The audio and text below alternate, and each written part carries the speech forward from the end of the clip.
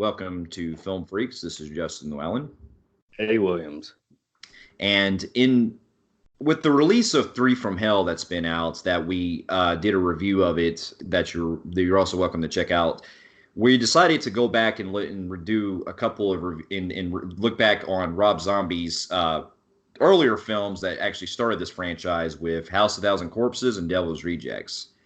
Now, now to go back in time, we want to take you back to when Rob Zombie first started out with doing movies. And with his directorial debut with House of Thousand Corpses, before he did that, he was actually, growing up, I was actually a Rob Zombie fan myself. I loved a lot of his music and everything. And White Zombie. Yeah, and White Zombie. And, when he basically got a chance to finally get his debut with his big motion picture, it made me, this was actually something that I didn't even realize was coming out until I saw on video. This is back when this was kind of like at the edge of time when you didn't really see much advertisements of films unless you went to theaters. This is about probably around the same time we were about to get updated, because you still got to think this is when the internet was still young in age. So you didn't really know much about it. But I remember seeing some advertisements on TV, but they were pretty glimpsed because, of course, the movie was incredibly brutal, so they couldn't show much. But I remember seeing some advertisements, and it was more just like I forgot about it, and I ended up renting it. Yeah, believe it or not, back in the 90s, there was actually plans that Zombie wanted to do. He actually had some experience with film. Like, for example, if you remember the animation and if you remember the scene in Beavis and Butthead Do America where it's in the desert, it becomes a music video directed by Rob Zombie. He worked on the animation in that area. That was his song too that was playing in that scene. Exactly. And he does a lot of his videos, and if you guys notice a lot of his videos, which I've said before, he's into like that grindhouse 70s look. And that really, it's filth is what it is. It's and not filth as in it's horrible, filth as in like good way. That style looks gritty and just gruesome. Like, this guy's a balls to the wall. So with that being said, we're starting off with House of the Thousand Corpses came out. That was a film that introduced us to, which we've seen her in her music videos, but a film debut for Sherry Moon Zombie, which is Rod Zombie's wife, and introduced us to Bill Moseley, playing a character named Otis, and basically he's like the reminisce of Chop Top. Yeah, it's basically like if Chop Top actually was a lot more. Which is funny because he was actually supposed to be reminisce of him because Rod Zombie was a diehard fan of 1 and 2 of Texas Chainsaw. Yeah, and he wanted to make a movie that was very influenced and it was very inspired by not only Texas Chainsaw Massacre, but also Hills Have Eyes. Yeah. And so and then we also, this is actually the film that I got introduced to with Sid Haig playing Captain Spaulding. Same here, because he's played in so much stuff. A lot of it's really old, but I don't think he ever was a memorable actor, which, by the way, is true because Sid Haig, I saw a video of him talk about his film career, and that's, believe it or not, he actually gave up acting because no one knew who the fuck he was, but he played in like 60-something movies. So he quit until he met Rod Zombie, and then Rod Zombie's like, hey, would you like to be in my movie? And look what he plays Captain Spaulding, which ended up being the household name of the franchise. And became an iconic killer with Jason, Michael Myers, and all of them. Exactly. And with this movie that came out, I'll admit, like, the very first time I watched it, I had kind of mixed feelings. Like, I liked it. I think I liked it. But it was one of those movies that it was very odd the first time I watched it. Like, I liked the whole gore aspect and everything. Yeah. But it was just so, like, out of the ordinary that I didn't really know what the movie was trying to be exactly. Well, basically, it was trying to be more shock and awe. Mm-hmm. He wanted to be the shock and awe director. So that's basically what it was, is why it felt very odd. And I will say that with the plot getting to the plot, this is the introductory of the Firefly family, which I said starred Otis, who has Otis Baby, Captain Spaulding. And this one, unlike latter sequels and stuff they've added onto it, this one has like other family members, like the mama, had that one dude that's also dead. That one who's like, I can't think of the actor, but he was doing that part where he's like, lick your mama's pussy, ah, you know, that one dude. What's his name? Played in a lot of old stuff. What's his name? Dennis Fimple. Yeah, Fimple. Yeah, which actually died right after the movie. So yeah, he did. You had him, then you had like this one like Grizzly Adams tall motherfucker, and then you had this really formed, burnt looking 7 foot tall, look like fucking Slender Man type dude. Matthew McGrory, who rest in peace, he passed away after Devil's Rejects. Yeah, each movie somebody died after. Yeah, that's the weirdest thing. Sad. It's almost like Poltergeist all over again. Yeah. Yep. And then basically, this movie, it deals with pretty much these basically it's kind of starts out like in typical older movies like Texas Chainsaw Massacre, where you have a group of friends who end up wanting to uncover the mystery of Dr. Satan, and they uncover that there's this gas station where this guy, the owner there, Captain Spaulding, who, like we said, was played by Sid Haig, and he's the guy that basically goes and gives them a tour throughout the back and basically shows them like the legend of Dr. Satan and stuff and the little gander and going through like the little ride and everything. And already, I mean, already from the get-go, it seems to me like this entire film, every scene's fucking Sid Haig steals every single scene he's in. Exactly. He's such a writer. To me, despite how like there's other great stuff in this film, I do enjoy the hell out of the opening scene at his little gadget store. It's got all these like creepy artifacts and shit. And I don't know what it is, but I enjoy the dialogue he's having with like that one friend of his and, you know, just bullshitting around. Then you get the 4 people come in and, you know, they kind of have a little laugh. And, you know, his humor is just awesome. Like Sid Haig nails the humor out of the park. He does. But I would love if we found Sid Haig earlier, I would have loved them doing like his own movies. And to me, I still wish they could have done that. I do too. But basically, they get the four friends. They end up the young couple, the 2 young couples. They end up going to this getting Captain Spaulding ends up writing them a map for them to go find the legend of Dr. Satan. And they go out to the old farm road where they encounter a hitchhiker, and then they discover that this hitchhiker lives at a nearby house. And this hitchhiker is Baby, who is, as we said, was Cherry Moon Zombie. And she ends up basically leading them to where the farm road is. And that's when unloyal to they known, they end up getting fucking stopped because one of the other Firefly members ends up shooting their fucking tires out, and then they end up having to basically get inside the house. And this is where we get introduced to some of the most. This is where like because it's really stormy outside and raining, they need their car fixed. And the same dude, I believe, that shot their tires out is the same dude that also tries to play the mechanic. Pretty much buying time is what he's doing. Yeah, that's right. So they had no other choice but to huddle in this house and meet the family. Yeah, and then we get introduced to one of my other favorite parts of the film, which is Bill Moseley's character, Otis, where he's already like, you know, verbally abusing these girls that are inside and everything.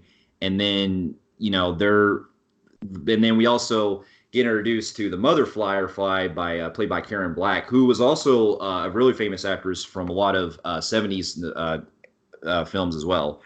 And, which, by the way, also died a couple years after Devil's Rejects, too. Yeah, she died in 2013. Yep. Yeah, and basically once, not to go over the place, but when they're in the house for so long, they start to notice a lot of the unusual shit that's going on. And I will admit that for like the way it sets it up, I do like the whole cinematography, the really creepy atmosphere that this house is set up with. You know, especially all the weird, bizarre shit. It takes it up. To me, it takes it up a notch more than what Texas did. Even though Texas was a far better film, it takes it up a notch on like how creepy this fucking house is. Like, there's some fucking bizarre shit in this film, and then not only that, and shit. Yeah, and then you got like them like you can see that zombie is like influenced with 70s shit because they have that little thing where they're buying time where they have them sit and watch skits.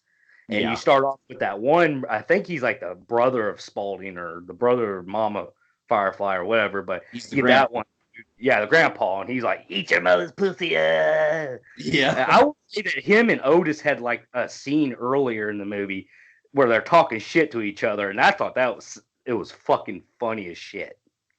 yeah. He's like, "You're gonna wake up, Grandma." Yeah. Well, Yeah, no, I I'm love talking it. about the Otis part, where him and Otis, where he's like, "Get your fucking fat ass up," watching Yeah, these, where he's talking shit to him, right yeah, before they go and do the skits. Yeah, he's like doing the "eat your mother's pussy" and stuff like that, and then you get the part where Baby wants to play Betty Boop. yeah. And then she ends up flirting with one of the guys and stuff, and then she basically gets into an argument with that girl, and then they are pretty much end up wanting to leave after that, and then this is pretty much where you start to notice when the fucking shit gets real. Is right when they're trying to leave, and they end up having to go to that gate, and all of a sudden, uh, the gate's pretty much locked, and they have to open it, and then you have like this guy that comes down. He's wearing like this weird fucking he's on like a fucking scarecrow, or whatever, and he's wearing like this big old mask. He comes down, he ends up beating the shit out of that one dude, who, if you remember, it was uh, Dwight from The Office, Rainn Wilson, Yeah. and Yep. basically they all pretty much, both him and the others, they end up getting basically beat, and then we have this kind of like really atmospheric scene where the girls get trapped inside the main girl gets trapped inside the car, and then you can see like Otis like on top of the fucking like car and shit, like just screaming out. I actually thought that was a pretty intenseful scene, like the way it's Which one? the part where they're get the both the boyfriends get beat by the others and by the other guys, and then they Yeah. end I up also leaving like the the like creepy like you said, the scarecrow things were pretty cool, where they're just coming on things. It's a pretty creepy fucking scene, yeah. and they all end up getting pretty much captured and blackened out to where they're pretty much all separated now at this point. And basically, the whole movie, you get like Otis and fucking Baby torturing the fuck out of everybody. Yeah, and it was pretty hard. It was pretty unsettling, so to speak, because they're doing like a Yeah. lot of really fucked up shit, including they actually turned that one guy into a fucking fish, basically, by Yeah. cutting his Well, legs. you get Otis. When you Otis plays a big part in this movie, throughout the pretty much majority of the middle, because he's this guy who pretty much is like he gets into a lot of philosophies about like anti-government, anarchist, the man, and gets into all these like fucking poetic shit, and and then you start seeing a lot of prequel scenes where before like he starts killing the people currently in the plot, you start noticing that there was 4 cheerleaders missing. That's been all Yeah, over the news, yeah, and that actually plays into consideration, seeing as one of the cheerleaders is related to a guy who digs further deeper and finding out where they live, and it ends up getting the sheriff involved. yeah. And then pretty much like it just becomes pretty much a whole a focal point of how much this family can really fuck people up, like in Yeah, basically. like you said, they carved that dude into a fish, and that Yeah, was fucking gruesome. it They was. cut it and it showed like scenes where they put on that classic music, which by the way, Zombie's got great taste in classic rock. I Yeah, mean, he a lot of his does. classic rock is great in this film. And Well, there's a what's scene interesting where she too is turns on that the radio and they're sitting there razors. They're cutting this one guy with fucking razors, making him fucking suffer. Like honestly, I will say that even though Texas Chainsaw is far better film, they do take up quite a bit of fucking notches compared to that movie. yeah, they do, and not to mention, it's also great to see that you know they show how much like the detail that Zombie puts into a lot of the effects, especially because when you're seeing them getting abused and shit, and you're seeing a lot of the like a lot of the detail they put on the fucking like the mermaid kind of the merman kind of fish that guy that he does. Yeah. It's pretty good shit. But also, yeah, and you can tell that Rob Zombie is a diehard fan of special effects. I mean, the special effects in the film still holds up, and they're fucking. I don't even think there was almost a fucking CGI anywhere. No, and not to mention, you got to think too. Out of the films that he's done, that he's directed, this is so far the only film that he actually used his own music in. Surprisingly, Yeah. so especially the opening title theme. Yeah, but anyways, you get the backstory with the cheerleaders, how they tortured the fuck out of them. And like I said, there's a guy who couldn't get a hold of his daughter, and she ends up being one of the victims. And he goes on his own little investigation. So you start seeing like a separate scene with these cops, which one of them's played by Walton Goggins. William Goggins, yeah. Earlier role from him, yeah. He plays the deputy of the deputy of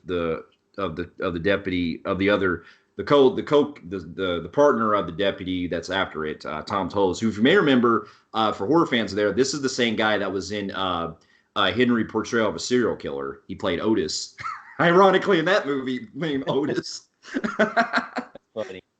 Yeah, but anyway, he ends up basically him and the two cops end up going to Spaulding's gas station, and this is pretty much my favorite scene with Spaulding because he's trying to like talk shit. He's like joking around with them and shit, and he basically points them out to the same direction that he did with the others, and basically it shows that even the law can't fucking save these people, because when they end up going to the house, that's when we pretty much start to discover what happened to those cheerleaders, because the cops end up Walton Goggins' character ends up going inside the garage, and he ends up discovering where all the cheerleaders are, and they're all like bound and fucking naked and shit. And then you got Otis pretty much coming out, and he's fucking shooting the shit out of the father of one of the girls. And then basically it plays like this weird kind of like upbeat music, kind of giving that unsettling vibe. Like, well, it's not like a weird country folk, like a gospel, because it has that one song. Woo, oh, woo, woo. I can't really remember the lines. It's a classic from old days, from the back in the day. And while that's playing, you get this really fucking long, dragged out scene of William Goggins' character on his knees. While that happened, right before that scene happened, the main sheriff gets his throat sliced by Mama. Or he gets shot in the head, or he gets shot in the throat, actually. Yeah, or no, it's in the head. Yeah, he gets shot in the head. I thought he got his throat slashed. Can't really remember that scene, but I remember him dying, and then that's where William Goggins is on his knees. You get that long, drawn-out scene, and then you see him shoot his brains out. Yeah, that was. I remember the first time I watched that scene, it kind of threw me off because I thought my DVD like froze or something. I was like, I know, that's what everybody says. They think your DVD froze. That's what I thought. I was like, what the fuck? Why is it taking so long? I felt like it needed to be cut out a little bit because that was really ridiculous. But anyways, continuing on in the story. Now that we lost one of the boyfriends, we got just 2 girls and 1 guy left. And basically, Otis tells him, reveals to the girl, he goes, "You want to see Dr. Satan? He's real." Yeah, and they do these rituals. Yeah.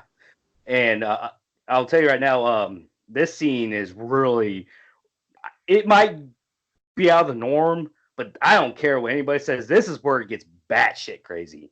It does. But the lead up to that is basically we discover that the Firefly are also part of a cult, basically, because we also discover that Otis has a fetish for basically skinning people's faces off. And he ends up wearing the dad's the dad that was killed earlier. He ends up cutting his fucking face off and putting it over his. Yep. Well, anyways, to like the dark forest where they're dressed like bunnies, and he's doing like this like fucking. You get a lot of clips where you get this like weird music, and you get like this black gritty, looks like somebody shot off a video camera of Otis talking, narrating shit. Yeah. And then this is the part where like they're all dressed up, kind of like Lords of Salem type thing, where they're going for a sacrifice for Dr. Satan. Yeah, and then pretty much it all leads them down to this down underground where they go in like this well area, and then this is something that kind of threw me off because they start to do like some supernatural shit. All of a sudden they start having like fucking zombies come out and all that Yeah, this afterwards. is the part where we'll get into before we get into the grave part. A guy was put in this little hole with this one girl. This other girl was about to be put in, but she attempts to escape, and when she does, baby ends up fucking with her, just making the girl go nuts, like in this like cemetery thing. And basically, baby pops out and stabs this girl to death. Yeah.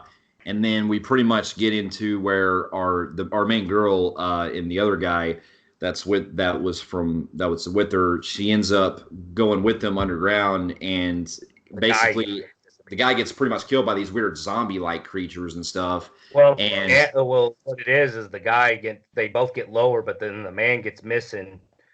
The boyfriend ends up getting like taken, and she goes and continues on to find where he was taken to, and as she gets closer, she starts noticing like pretty much hell on earth type shit, because she walks in and she like this like I mean I love this scene because like the way it looks like with the whole like dungeon doors. I mean it reminds you of getting closer to hell.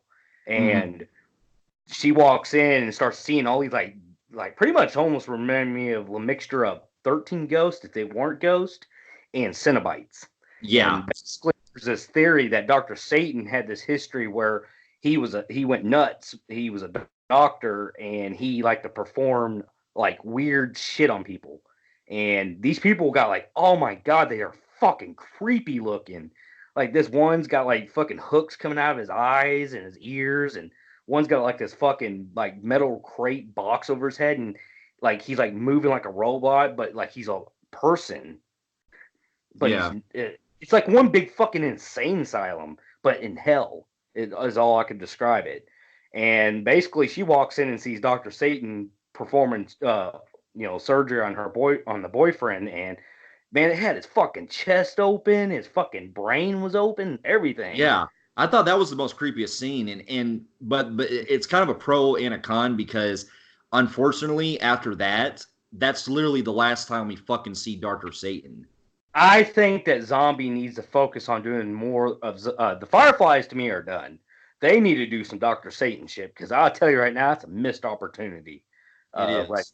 But anyways, yeah, Doctor Satan, boy, he looked fucking scary with He that fucking was. oxygen mask, and he's all white and bald, like looks like he's decaying, like Crypt Keeper, and he's like got this Yeah. like weird voice, and then he calls in one of his like main honchos, which is this big giant like pus looking motherfucker.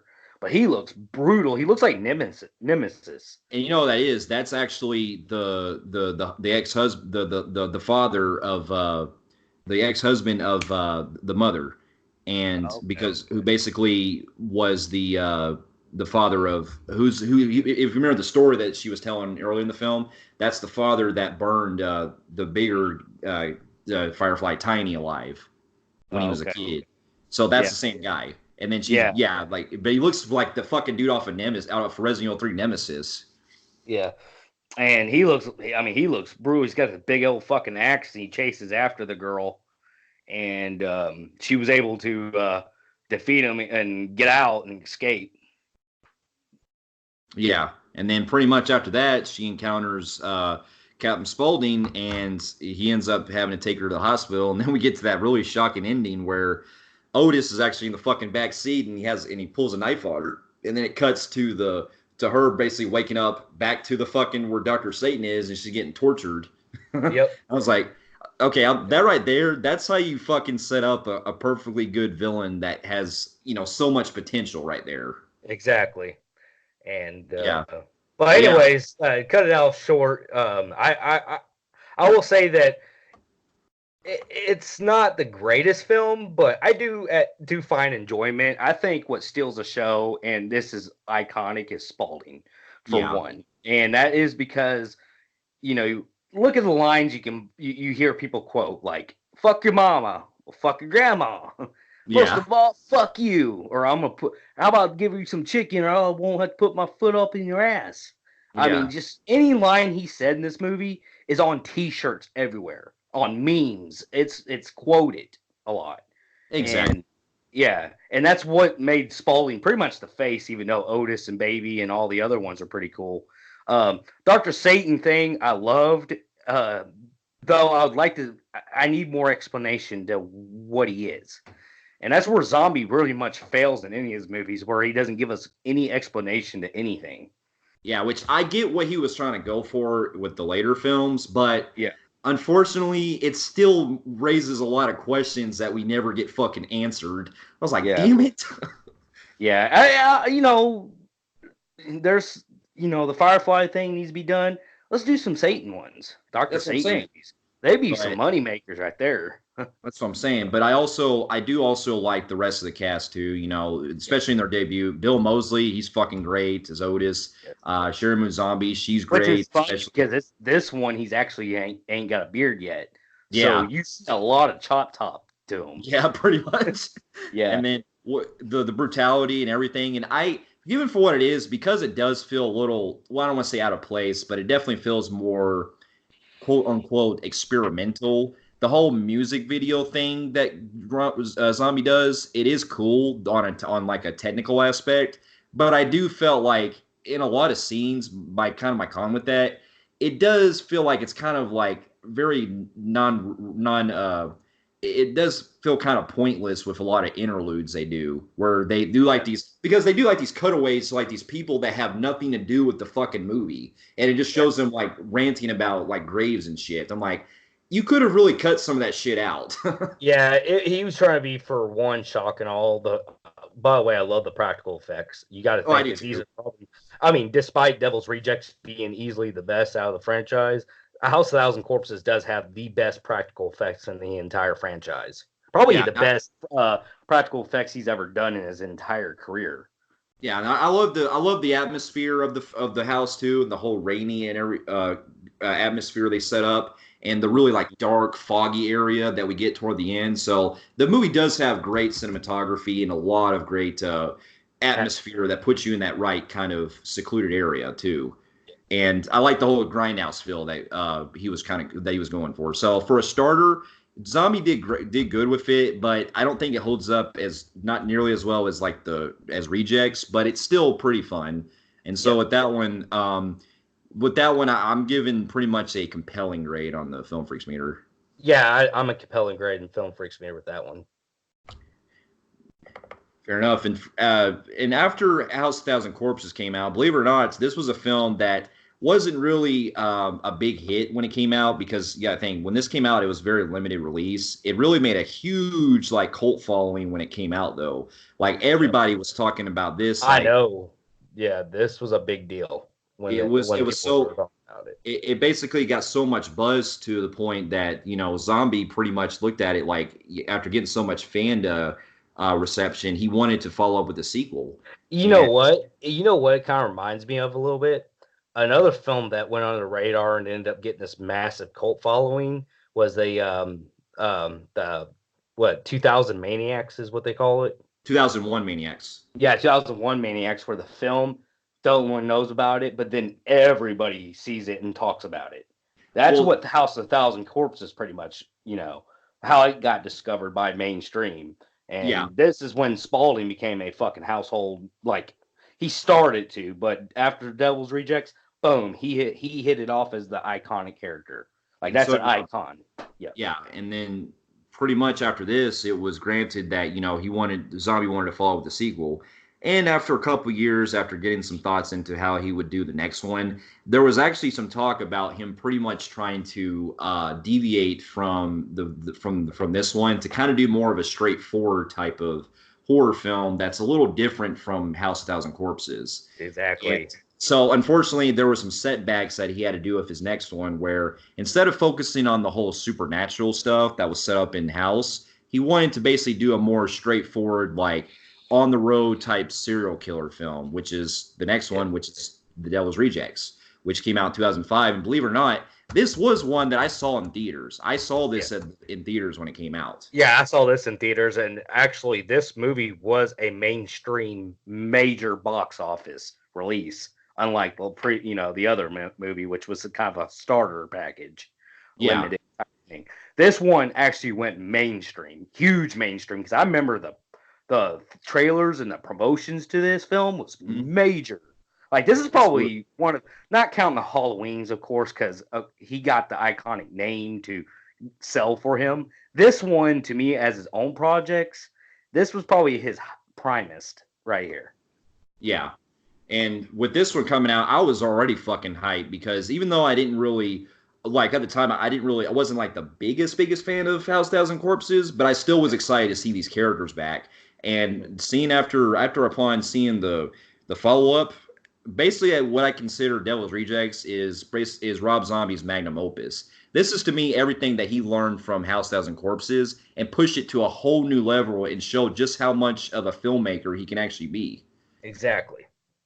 And with this film, it picks up about 7 months after the events of the last movie, and in this time we deal where basically it takes more of a it's more or less on like Texas Chainsaw Massacre. Well, I mean, it's still on that level, but instead of doing the whole supernatural abilities, this one takes more of a on the road type of exploitation level feel, where you basically have the cops pretty much already looking for the family after all. Well, we get introduced to the one we introduced to this one cop who's pretty much fucking angry about losing his partners. Yeah, Sheriff Wydell, who is played by William Forsythe, and already from the get-go, he pretty much, like, I'll admit, like, this is probably my favorite performance of his, because he already has, like, a fucking edge where, he wants this fucking family dead. Yeah, wasn't the one that mama killed him? Wasn't that his brother?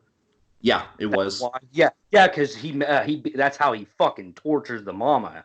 Because of what she did to his brother. But anyways, which on a side note, which brings us people back. However, the actress was changed because the actress from the first movie that played Mama wanted way too much money. Yeah, so they got the girl from they got the woman from the Police Academy movies to replace her. Yeah, which he kind of looks like her. So yeah. But then they also replaced the brother, the bearded guy. He was replaced with, believe it or not, was replaced with Tyler Mane, who played Michael Myers in the remake of Halloween. Yep.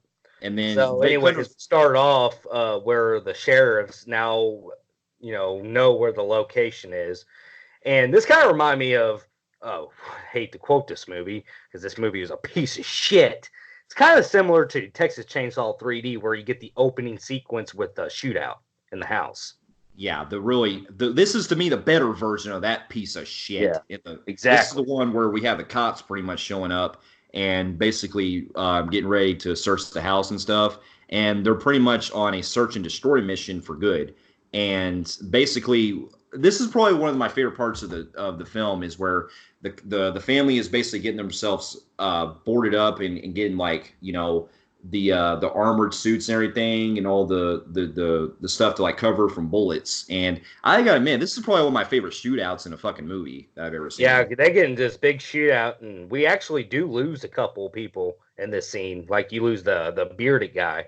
Yeah, you lose the brother, and then you lose the and then we also not because he didn't come back, because he unfortunately passed away.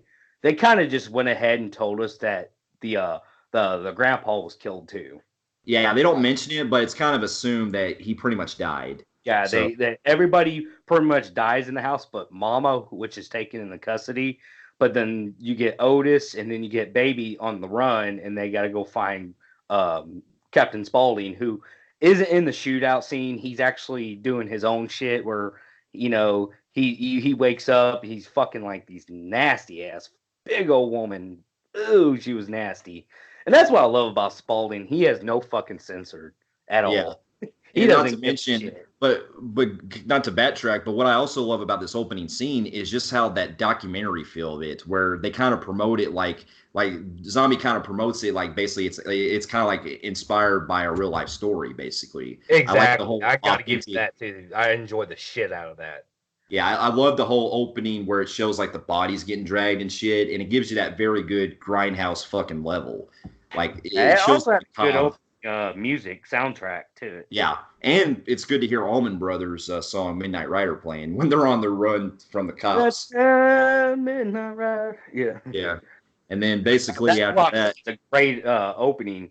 And while this is happening, Otis and Baby end up killing this one girl down the street to get in to steal her car and get away.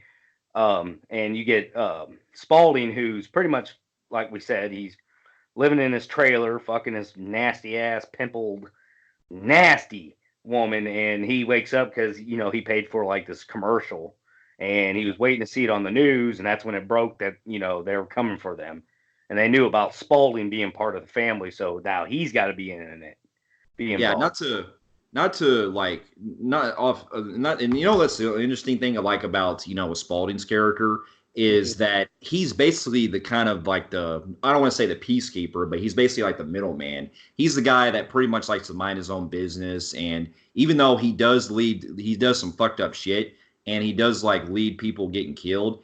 He's really the only one out of the three, like the main trio, that really doesn't really kill anyone innocent. No, the only time he ever killed somebody was in House of Thousand Corpses when they tried to rob his store, which, by the way, those motherfuckers deserved it anyways. But basically, Spalding actually says confirms it in the movie that we watched, Three from Hell. Basically, Spalding is the product of his environment, basically, Yeah, so to speak. He's the if you had to identify them all together into one profile picture, it's basically his face. yeah. It's the product of his environment. They're all part of his factory. They actually bring that up quite often in Three from Hell, which I will agree that's one of the few things I liked about that. You'll see that in a review, but yeah, basically that's what he is, Yeah. and he goes on the run. And now we got the Spalding, Otis, and Baby. They're on the run and basically on this journey getting away while they're being hunted down by this vicious ass cop. Yeah, and what's funny at the lead up is we had that one of my favorite scenes in the entire film is the part where Spalding ends up stealing that woman's card, who, believe it or not, is actually played by PJ Souls, who played Linda in the original Halloween, and he ends up talking to the kid, and he's like, "What's the matter, kid? Don't you like clowns? Don't we make you laugh? Aren't we fucking funny?" Funny. Yeah. Again, Spalding comes in this film and he steals it again. And by this time, we all know that Spalding is the household iconic face, despite Yeah. Otis and Baby being awesome. It's Spalding's movies. Yeah, but anyway, they're pretty much on the run. And while this is also happening, we also get into some, pretty deep shit with the sheriff who's after him, because he also starts to question, like, in doing this really intenseful interrogation with the mother. Yeah. And there's even to a point where he'll pretty much, because she ends up, taunting him about, him about killing his brother and everything. He ends up getting to the point where he pretty much goes fucking nuts. He starts like fucking killing her right there. Yeah, he ends up killing Mama because he loses he's got like a strong temper. Yeah, you guys remembered he was in Halloween as he played a perfect dickheaded boyfriend.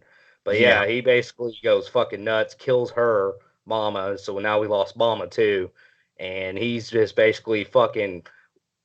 It's kind of like him studying. It's like almost like what I hate to quote another bad movie, Halloween 2018, where that doctor he wanted to know what Michael Myers makes him so crazy. He has to become them, type so to Yeah. speak. So you got the sheriff, his anger and everything.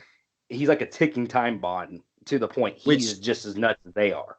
I gotta give Zombie credit for that, because that Yeah. I felt like was good writing, because it shows Mm-hmm. just how much a guy who's even part of the law can even become someone like them. And I Yeah, actually thought that was a I good do point. like that because it questions, like who's to say they're innocent type thing. It's Yeah. like you're both are the bad seeds type thing. But anyways, you get in this journey and you get Spalding and you get Baby and you get Otis going on this big long journey, and you get a lot of memorable scenes. Like, and again, another iconic thing that actually spawned an ice cream brand Tutti fucking fruity. Yep. I love that shit. And then you Yep. also have while this is also happening, they come across this hotel. Well, before they even meet up with Spaulding, they end up going to this hotel where they start doing the most fucked up shit to this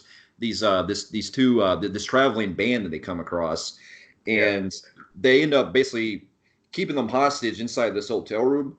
And they start doing some pretty, fucked up shit where they're having like this one girl strip in front of them, and you have like, one girl having to slap the other one and shit, and then Oh yeah, making them slap each other. You got Otis saying to the guy, older man who was hitting on Baby, because Baby plays the girl who lures them into pretty much their death.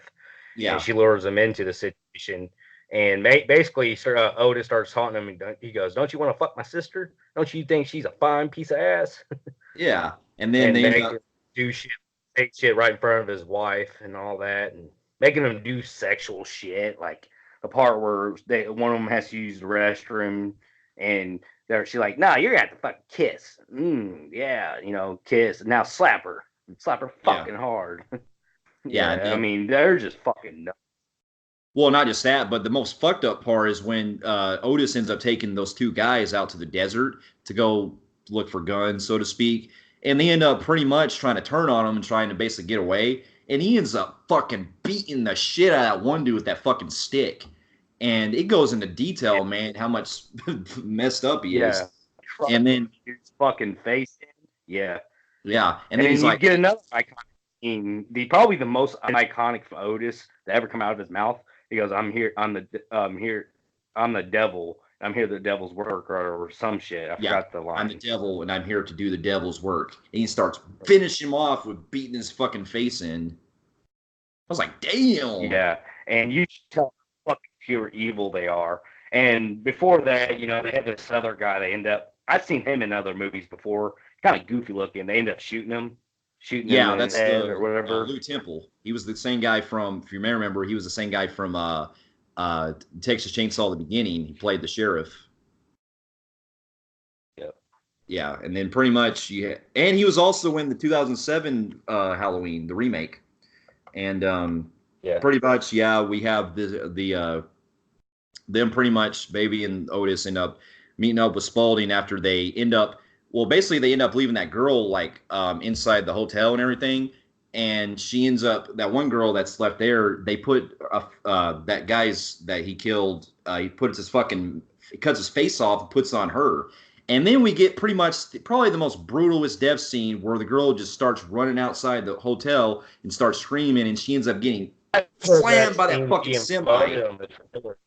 Yeah, I remember that scene being like one of the biggest highlights to the trailer, where you think it's Otis or one of the crazy Fireflies wearing the face and chasing after the girl, but the girl can't really speak, and she's like kind of like mumbling and then scaring the maid away, because maid walks in and it's like a bloodbath. And that's where she was hanging on that fucking thing, and she comes off. She's wearing that skin, and it looks like she's torturing it, taunting the fucking maid. And then, like you said, she walks out in the middle of the road and gets crushed a million pieces, like splattered everywhere. Yeah, that's exactly. And that was some pretty fucking brutal ass shit. And then we pretty much also, here's a side note. We also getting up into there's a subplot involving where the sheriff ends up calling in the Unholy Two, which is played by Danny Trejo and Diamond Dallas Page, who are basically these bounty hunters that they want to basically look for the Firefly group. Well, you also get this weird scene. If I had to criticize this movie, would be like this really offbeat scene where like the sheriff calls in a famous movie director. Yeah, I really did not get that scene. I can't remember what it was leading to. They got a famous movie director. Well, they got a critic who basically comes in trying to, and they discovered that the names of all the killers are inspired by these Groucho Marx characters from these movies and stuff. So that was really the point of that scene, to show more of like where they got those names from. Exactly. Okay. Now I get it now. But anyways, you also get a subplot which we get two characters, famous characters from previous movies, who they are. Yeah, and then we pretty much You know who they are. The black guy and the dude from Hills Have Eyes. Yeah, Ken Foree plays a guy named Ken Foree plays a guy named Charlie who's basically a pimp that works in this like secluded area with in this brothel, and him and his friend who's played by what's his name, that guy from Hills Have Eyes. Yeah. He's a guy who's all deformed looking. Yeah, and he has no fingernails or whatever. He has like a disease, or like a syndrome or something. But he was in Hills and Eyes, and he was even in Tales from the Crypt episodes.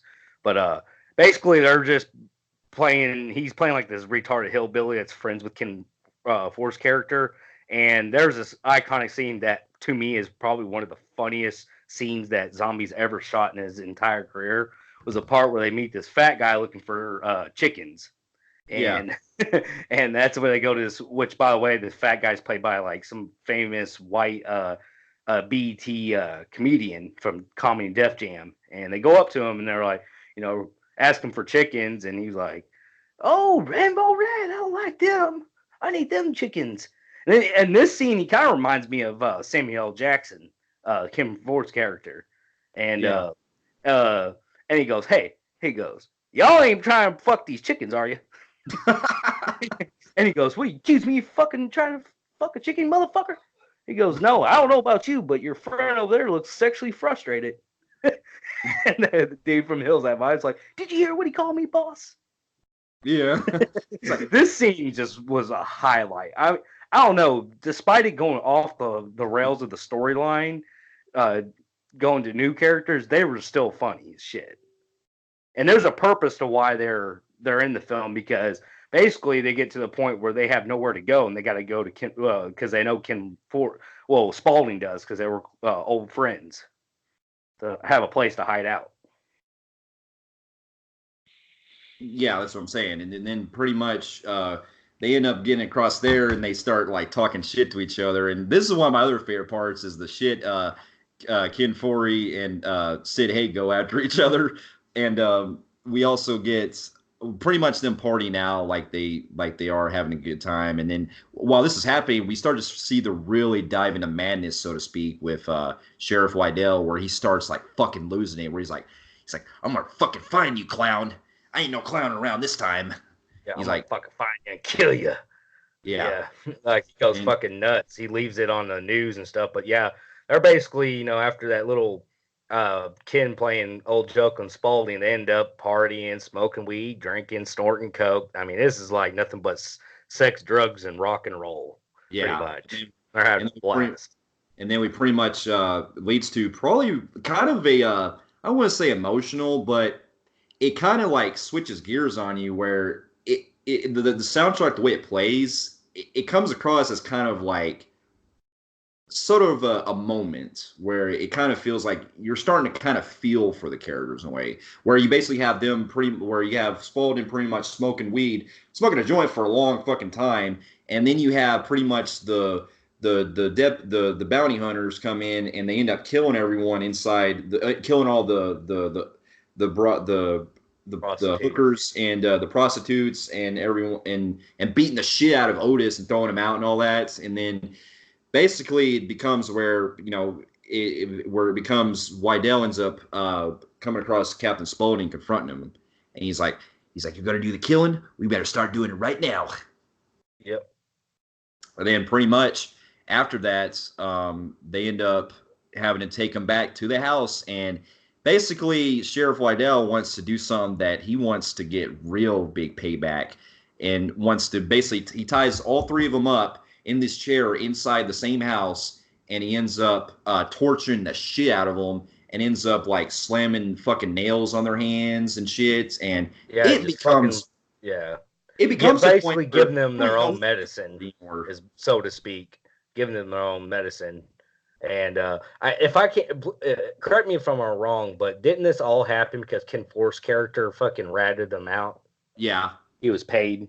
Yeah, that's right.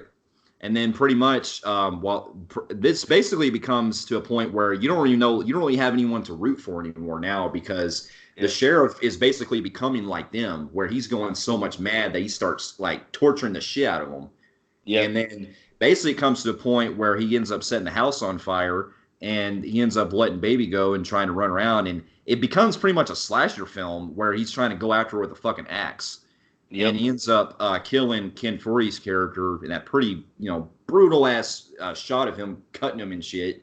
And then because I think double crossed Ken Foree's character, after they told him where they were at. But I think Ken Foree's character at one point he felt bad because even though he did that for money, Spaulding is still a close friend of him. Yeah, exactly. And, so they end up killing him. I don't know if Hills Have Eyes dude was in this scene. I think he wasn't. It was just him. Yeah. And which is weird because he's in like all the scenes with Ken Foree because he's like his right hand man, but not in this scene. Yeah. But anyways, just when you thought they were about to die, this is where Tiny comes in, which is played by the dude from House of Thousand Corpses. He survived the shooting. Yeah, and then we get pretty much this really like incredible scene where he ends up like fucking snapping his neck while he's trying to kill baby. And then we get this kind of like, after that, the sheriff dies, and we get this really emotional shot where it shows Otis and baby end up getting inside the car and getting Spaulding with him as well. And they see Tiny go into the house one last time, and then Otis is like, he's like, we'll come back for you. And then he ends up going right to the house to pretty much burn. And I actually thought that was kind of an emotional scene because it showed how much, he pretty much loved his family. Yep. And then we get to what I consider to be one of probably the best endings I've ever seen in a horror film, where and this is pretty much, I'm looking at this part, they're already so heavily injured, they're pretty much don't got nothing left. And this is where, you got Spaulding and baby in the back of the car, and you got Otis driving. And basically, this is where we get the Freebird song playing. And this is where Spaulding sees there's a roadblock and there's nowhere to go. Well, yeah, Otis sees it. And then Otis. That's what I said, Otis. And then he wakes both Spaulding and baby up. And while this is happening, we're also interspliced with them pretty much like in like this kind of homemade type footage of them pretty much walking around and shit, and it shows how much they've come for at this long on their journey. And basically it becomes pretty much their journey literally going into hell, where they're going to pretty much make one last. They know they're going to die. So they want to give it one final fight.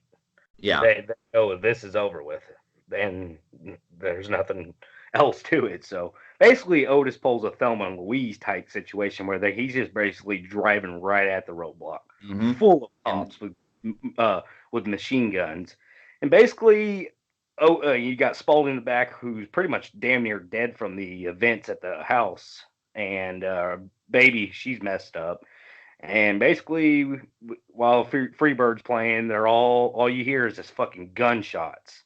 Boom, boom, boom, boom. All just getting blasted. And that to me was the most perfect ending you could do for this. To me, this was everything that showed full closure of how you do these characters the way they should be. Exactly. And it even cuts to in the credits, it even cuts to on the road and everything, and it plays that song "Seed of Memory." And basically after that, it showed Rob Zombie pretty much created a masterpiece, in my opinion. Yeah, exactly. He closed a final chapter of the Firefly family. Yeah, in my opinion. And if you want to see us kind of go in depth, we did a review on 3 from Hell, which we have a lot of problems with that film, why it was even made in the first place. But anyways, you'll see that in that review. But back to Devil's Rejects, I will say that this was probably his Primus. This was the Mount Everest of his entire film career. And I loved every bit of it. Yeah, and to get our pros out of the way, I mean, what's like, all the performances are all fucking great. Not only did I love Bill Moseley and Sherry Moon Zombie's performances way more in this one than in the House of Thousand Corpses, but it also got to show more of like, we kind of get a little bit more of a kind of a sensitive side to themselves, and especially toward the end, which I kind of liked. Despite that they're homicidal maniacs and they're nutsoids and stuff, they're also got a piece of human in them, family, so to speak. Yeah. And then we also, what I gotta look too is not only is the gore more brutal, but it's also unsettlingly in a lot of way, because what I appreciate about with this one was that, you know, it was showing a lot more of what these fuckers can do, especially when, you know, they're on the loose, basically. And not only that, didn't this kind of remind you of Oliver Stone's Natural Born Killers, but with a family of nutsoids? Yeah, and that, ironically enough, that kind of becomes the kind of a thing in the third movie. um, In a bad way in the third movie, but in the second movie, I can see it. Yeah, it does. But it's also great that it shows a lot more of the layers, so to speak, about how psychopaths, you know, like why they kill and everything. You know, it's like a force of nature, so to speak, with these characters. Because even the sheriff, like, even though he's wanting to take them down, you can see that it starts to dive in so much to a point that he even becomes part of them, basically. Yep. You know? And I also got to enjoy the soundtrack too. You know, it's great to hear a lot of classic tunes like Allman Brothers, Leonard Skinner, you know, Three Dog Night, you know, all them.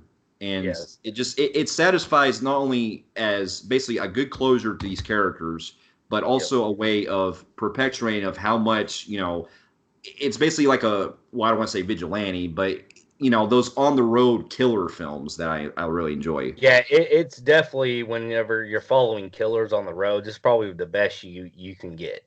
Yeah. Now there is one thing I wish that they could have explored, and I'll kind of bring this up because it does play a kind of a part. Unfortunately, because this was hinted behind the scenes, Rob Zombie opted not to bring back Dr. Satan because he wanted to focus on the whole on the road kind of go for a more realism aspect. And I can get why he was going for. However, there is a deleted scene that he did do where it showed that Dr. Satan did survive and he's actually in the hospital. And there's a scene where I'm glad that one was cut out, because for one, I don't think human nature could have phantomed if they would have found Dr. Satan and saw what his lair looked like. And I could still buy that no one ever thought to go way out there and look down there. I mean, I could buy them never discovering. So I can buy why they didn't even bring him into this, because really they're not even Firefly family anyways. They're just like something that was, you know, that the legend where they lived and it was real and they knew where it was at. Well, yeah, but also in this deleted scene, it does have a pretty gruesome death scene because it has it's in the deleted scene. It shows Rosario Dawson playing a nurse, and she ends up getting her fucking throat slashed or throat ripped out by Dr. Satan. Yeah, exactly. Because she goes to this patient thinking it's, you know, and opens up, and then Satan pops out and rips her throat, which would make the movie stand out in a wrong way. So that's probably for the best to cut it out. If we ever need Dr. Satan movies, like I said before, let's start doing those standalones, spinoffs. Yeah. But anyways, back to this film. Yeah, this was, I think this is his masterpiece. Yeah, I do too. And with that being said, this is definitely one of my favorite films of the mid of the 2000 horror, and it's definitely my favorite Rob Zombie film, and one of my favorite all time horror films ever made. Yeah, and with that being said, I'm going to give this film a phenomenal grade on the Film Freaks meter. I'm phenomenal grade in Film Freaks meter as well. Fair enough. And for those of you who have also seen Devil's Rejects and also The House That Was Corpses, and if let us know in the comments below what you thought about that one. And if you're curious about our thoughts on Three from Hell, we also did a review on that one separately that you're welcome to check out. And if you like what you see here, you can feel free to like and subscribe to our channel and check out some other reviews here and our website at filmfreaks.com. And we'll be seeing you in our next review. We'll see you later. Later.